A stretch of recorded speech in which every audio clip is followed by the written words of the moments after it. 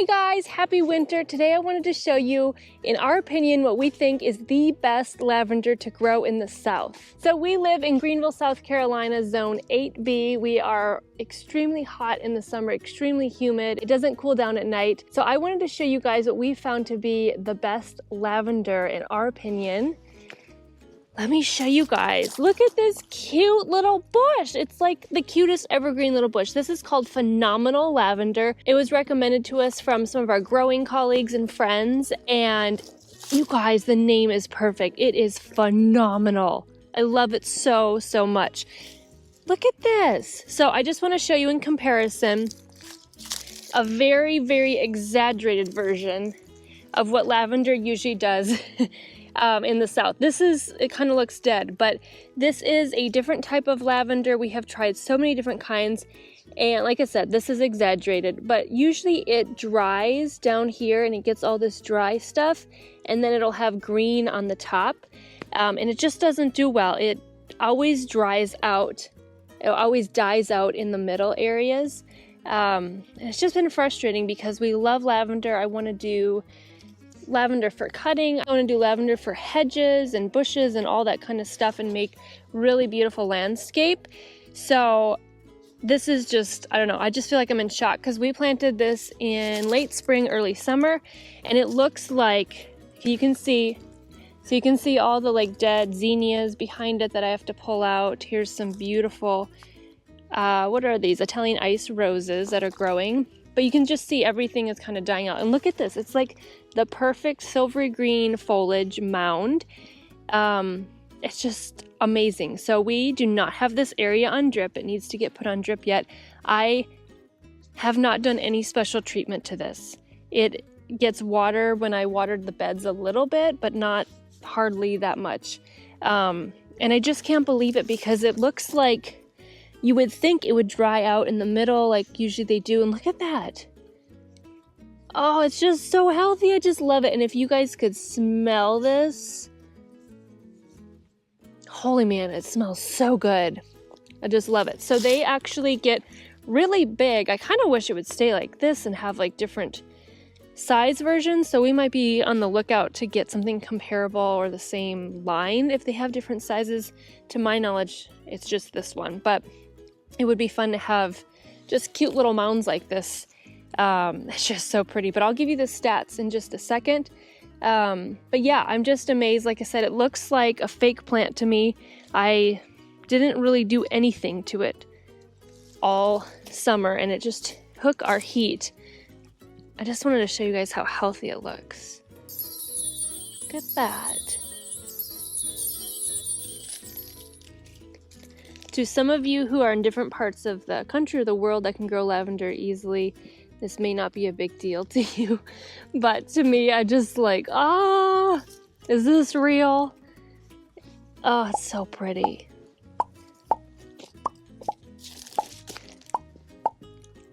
Okay, guys, so I'm going to just read you the stats because I do not have them memorized. It grows really, really large. So I don't know. It says, okay.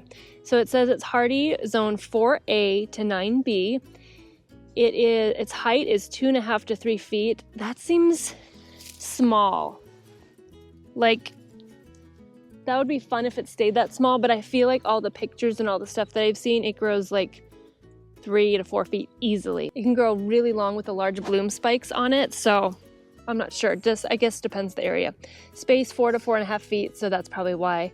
More than 6 hours of daily sun, light moisture, blooms to mid to late summer. We did not get any blooms on this year because I think it was little or just, I don't know. So this next year will be super fun getting blooms on it. Mid to late summer would be fun. Deer rabbit resistant, and then it says large hedge type lavender. It's an English lavender. Long wands of rich lavender purple flowers. Both cold and heat tolerant. Grows best in sunny, hot, dry areas.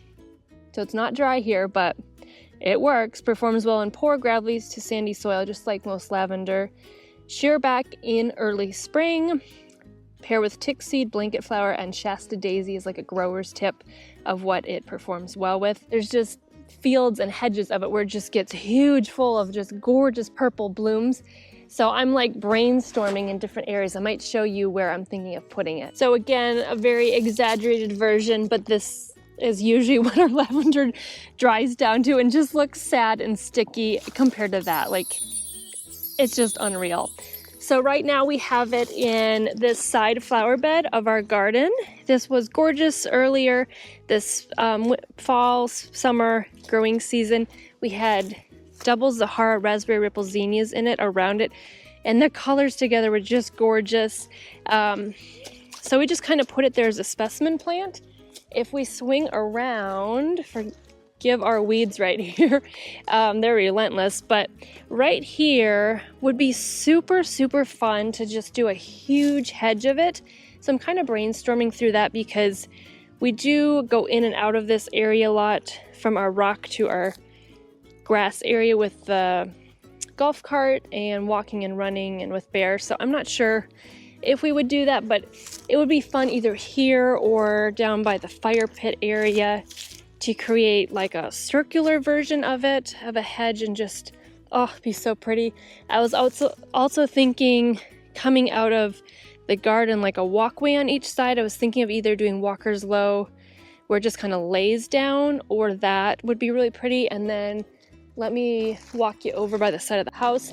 This is kind of our utility area. We haven't put any permanent plants in here. We just do annuals right now. You can see our mini split condenser is here, but I was thinking it might be gorgeous to put like just a hedge of the lavender right here. Oh, that would be so pretty because they're just so easy, low maintenance.